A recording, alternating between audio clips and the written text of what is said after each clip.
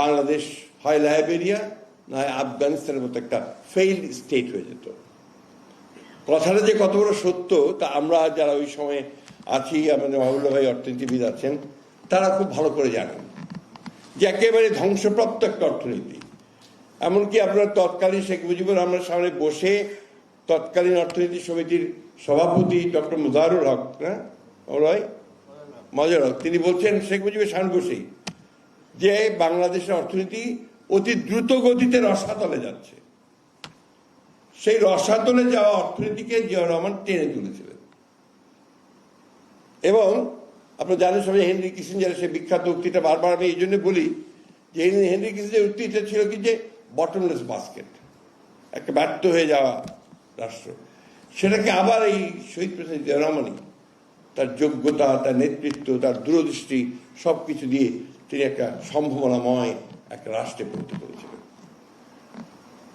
মাহফুজুল্লাহ সাহেবের ওই বইয়ের মধ্যে আপনি দেখবেন যে কিভাবে তিনি পশ্চিমা বিশ্ব, চীন, ভারত, রাশিয়া সকলের সঙ্গে সম্পর্ক তৈরি করছেন। এখানে বইটি আছে, আপনার পররাষ্ট্র বিষয়ে কিছুটা আলোকপাত আছে আজকে প্রকাশিত বইগুলোর মধ্যে। তিনি কিভাবে সেটাকে তিনি কাজে লাগানোর চেষ্টা করছেন, সম্পর্কগুলোকে কিভাবে ভিন্ন মতের মানুষকে কাছে টেনে আনার চেষ্টা করেছেন। এবং সবচেয়ে বড় যেটা আমার কাছে মনে হয় যে he use to believe in politics of reconciliation, একটা সমঝোতার রাজনীতিতে তিনি বিশ্বাস করতেন। যার ফলে আপনারা দেখুন 1979 না প্রথম পার্লামেন্ট, 79 সালে, হ্যাঁ, এই 79 সালে যে পার্লামেন্টে আপনার যেটা প্রথম নির্বাচন হলো, সেই নির্বাচন দেখেন কারা আসলো। একদিকে আসলো আওয়ামী লীগের প্রায় 39 জন, আওয়ামী লীগ আসলো 39 জন, আইডিয়াল ইসলামিক ডেমোক্রেটিক লীগ অর্থাৎ যেটা জামাত ইসলাম, সে সময় যেহেতু জামাত ইসলামের নামে রাজনীতি করতে পারছিল না, তখন মৌলানা আব্দুর রহিম সাহেবের নেতৃত্বে আইডিএল তৈরি হয়েছিল। সেই আইডিএলের তখন অনেক কয়জন এসেছিলেন, বোধহয় আমার ঠিক সংখ্যাটা মনে নাই কত হতো আব্দুল ভাই, আমার সংখ্যাটা মনে কি অনেক কয়েকজন এসেছিলেন। অন্যদিকে বিএনপিতে যারা আসলেন তারা হচ্ছেন চারদিক থেকে আসা একটা আপনার সব রাজনৈতিক নেতারা আসলেন। আবার মুসলিম লীগের সবুর খান আসলেন, একদম বামদের মধ্যে থেকে সরজিৎ সেনগুপ্ত, রাশেদ খান মেনন, আপনার আরো দু একজন, মোহাম্মদ তোহা, মুজাফফর সাহেব, প্রফেসর মুজাফফর সাহেব, তারা সব আসলেন। অর্থাৎ পার্লামেন্টটা এমন হলো যে পার্লামেন্টে আপনার সব মতবাদের লোকরা এসে এখানে। এই পার্লামেন্টের প্রসিডিংস যদি আপনি দেখেন, আপনি দেখবেন যে কি ধরনের একটা পার্লামেন্ট চলছে, যেখানে পাণ্ডিত্য, বিদ্যা, জ্ঞানের সমাহার হয়ে গেছে। আমি আপনাদের বলি, যেদিন আপনার প্রেসিডেন্ট জিয়াউর রহমান সাহেব ইন্তেকাল করলেন, শহীদ হয়ে গেলেন, তার কয়েকদিন পরে যখন পার্লামেন্টের সেশন বসলো, তো ওইখানে আপনার যখন বক্তারা বিভিন্ন দলের গ্রুপের বক্তারা যখন বক্তব্য রাখছেন, তার মধ্যে প্রফেসর মুজাফফর ন্যাপের তিনি যখন বক্তব্য রাখছিলেন, আমার কয়েকটা কথা তখন মনে আছে, কারণ আমি তখন আমাদের উপপ্রধানমন্ত্রী ওই সময় আপনার পররাষ্ট্র উপপ্রধানমন্ত্রী এসএম আলী ইকটি সাহেবের সঙ্গে কাজ করছিলাম। তো প্রফেসর মুজাফফর বলছেন যে মানুষ দুইভাবে নেতা হয়, একটা হচ্ছে জন্মগত হবে, আরেকটি হচ্ছে শেখে। তিনি বলছেন জিয়াউর রহমান জন্মগতভাবে নেতা ছিলেন এবং সেইভাবেই তার জন্মের পর থেকেই তিনি নেতৃত্বের প্রমাণ দিতে শুরু করেছেন। এই বিষয়গুলো আমাদের সকলের আপনার বোঝা উচিত। আপনারা দেখবেন যদি এই বইগুলো পড়েন, আর ওই মাহফুজুল্লাহর বই পড়েন, দেখবেন প্রতিটি ক্ষেত্রে, প্রতিটি রাত্রে একটা দিনও যায়নি যখন তিনি আপনার কাজ করেননি। তার সততার ব্যাপার ঘটে তো কিংবদন্তির মতোই, একেবারে কিংবদন্তির মতো তার সততার গল্প। এত কাছের লোককেও তিনি আপনার কাছে ভেটে দিতেন না, কারণ তিনি মনে করতেন যে সেখানে স্বজন প্রীতি দেখাবেন, এবং আপনার দুর্নীতির গন্ধ যেখানে পেতেন সেখানে তিনি সাথে সাথে আক্রমণ করতেন। একবার হঠাৎ করে আমাদের তৎকালীন উপপ্রধানমন্ত্রী ডক্টর বাড়ি, অ্যাডভোকেট বাড়ি, এসএবারি এটি সাহেব, তিনি আমাকে বললেন যে তুমি একটু চট করে চলে আসতো সন্ধ্যায়, প্রেসিডেন্ট সাহেব আজকে আসবেন। কেন হঠাৎ? বলছে উনি বলেছেন এক কাপ চা খাবেন। তা আমি গেলাম সন্ধ্যায়, আমার বাসায় গিয়ে সব রেডি টেডি করা হয়েছে। তো প্রেসিডেন্ট ঠিক সন্ধ্যার পর মাগরিবের নামাজের পরে চলে আসলেন, সঙ্গে আমাদের নেত্রী দেশনেত্রী বেগম খালেদা জিয়া। তিনি এসে কোনো কথা বলে সোজা টকটক করে উপরে উঠে গেলেন। ওনার চলাটাই ছিল এরকম আর কি, একেবারে খুব দ্রুত সব কিছু হাঁটতেন।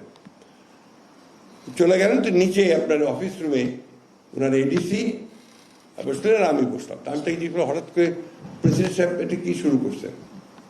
তুমি কি আপনি বুঝলেন না? উনি বাড়িতে গিয়ে দেখবেন যে তার মন্ত্রীদের জীবনযাত্রার মান কিরকম, অর্থাৎ কে কত টাকা চুরি করেছে না করেছে সেটাও বোঝা যাবে, আর সেই সময় কারা সব জীবনযাপন করছে সেটাও বোঝা যাবে। জিয়াউর রহমান। একদিন দেখলাম যে সকালে আপনার সেক্রেটারিয়েটের গেটে খুবই আপনার পুলিশ টুলিশ মিলিটারি আপনার অনেকেই দেখা যাচ্ছে। তা আমি যেহেতু আমি চাকরি করে আমি ঢুকলাম, ঢুকার সময় দেখলাম যে আপনার অনেক দূরেই দেখলাম যে একজন দাঁড়িয়ে আছেন, পোশাক পরা, স্যুট টুট পরা, তার পাশের সময় দাঁড়িয়ে আছে, দেখলাম প্রেসিডেন্ট জিয়া দাঁড়িয়ে আছে। এবার উনি দেখছেন যে মন্ত্রীরা কে কখন আসছে, তার টাইমিং ঠিক করার জন্য দেখছেন। এগুলো কিন্তু গল্প না, these are not made up stories, these are facts. অনেকে ভাববে যে এগুলো আমাদের বানিয়ে বলছে, এটা সত্য ঘটনা বলছি। তো এই যে মানুষটা যে তার সমস্ত জীবনটা তার চিন্তা মেধা প্রজ্ঞা দিয়ে এই দেশটাকে তৈরি করতে চেয়েছে, তাকে সেই তারাই, যারা বাংলাদেশ চায়নি, যারা বাংলাদেশকে ধ্বংস করতে চেয়েছে, তারাই সেদিন হত্যা করেছে। আজকের সঙ্গে মিলে যাবে। আজকে আবার যখন আমাদের হাদির মতো ছেলেরা, আমাদের মুগ্ধের মতো ছেলেরা, যেমন প্রাণ দিয়ে জীবন দিয়ে সাইদের মতো ছেলেরা নতুন একটা সুযোগ সম্ভাবনা সৃষ্টি করেছে, তারা আবার সেই শত্রুরা আজকে সেটাকে ধ্বংস করে দেওয়ার জন্য বিভিন্ন রকম অপকর্মে লিপ্ত হয়ে গেছে। আমি শহীদ প্রেসিডেন্ট জিয়াউর রহমানের একজন অনুসারী ভক্ত। আমি মনে করি যে তাকে যদি আমরা অনুসরণ করি তাহলেই বাংলাদেশকে আমরা সঠিক দিকে নিয়ে যেতে পারবো। এটাই আমাদের মুক্তির জন্য সবচেয়ে চমৎকার একটা রাস্তা তিনি আমাদের দেখিয়ে দিয়েছেন। বাংলাদেশের জাতীয়তাবাদ যেটা তার দর্শন, এই জাতীয়তাবাদই তো হচ্ছে আমাদের মূল ভিত্তি। এটাকে কেন্দ্র করে আমাদেরকে এগিয়ে যেতে হবে। এবং আধুনিক মানুষ ছিলেন, কোন ব্যাকওয়ার্ডনেস তার মধ্যে ছিল না। এবং তখন তার একটা পোশাক ছিল যেটা ওই সময় সবচেয়ে বেশি সবাই পরার চেষ্টা করতেন, সেটা ছিল আপনার সাফারি স্যুট পরতেন, সাফারি পরতেন, এবং এত স্মার্ট ছিলেন যে তাকে দেখে সত্যি অভিভূত হয়ে যেতে হতো। আমার একটা কথা মনে আছে, আমরা একবার দিনাজপুর থেকে ফিরছি, সম্ভবত রংপুরে যাব কোন একটা প্রোগ্রামে, প্রেসিডেন্টের কনভয়ের সঙ্গে আমরা যাচ্ছি, হঠাৎ একবার কনভয় থেমে গেল। একটা দিনাজপুর চিড়ির মতো বলে একটা জায়গা আছে, তার আগে একটা আপনার ফ্যাক্টরি আছে, ওই ফ্যাক্টরিতে সামনে থেমে গেল। প্রেসিডেন্ট সাহেব নেমে নিজে আবার ড্রাইভ করতেন সবসময়, যখন বাইরে যেটা নিজেই ড্রাইভ করতেন, ডিসি বসা থাকতো পাশে। তো নেমে উনি একটা গ্রামের মধ্যে ঢুকে গেলেন। তো সবাই তো ঝপঝপ করে নেমে পড়লো যে জায়গায়। গ্রামের মধ্যে নেমে উনি একটা ছোট ভাঙা বাড়ি একটা, সেখানে গিয়ে ঢুকলেন। ঢুকে উনি দেখলেন যে বাসায় কেউ নেই। তো একজন বুড়ি বেরিয়ে এসে বলল, বাবা বাসায় তো সবাই তো মাঠে চলে গেছে কাজে, আমি আছি।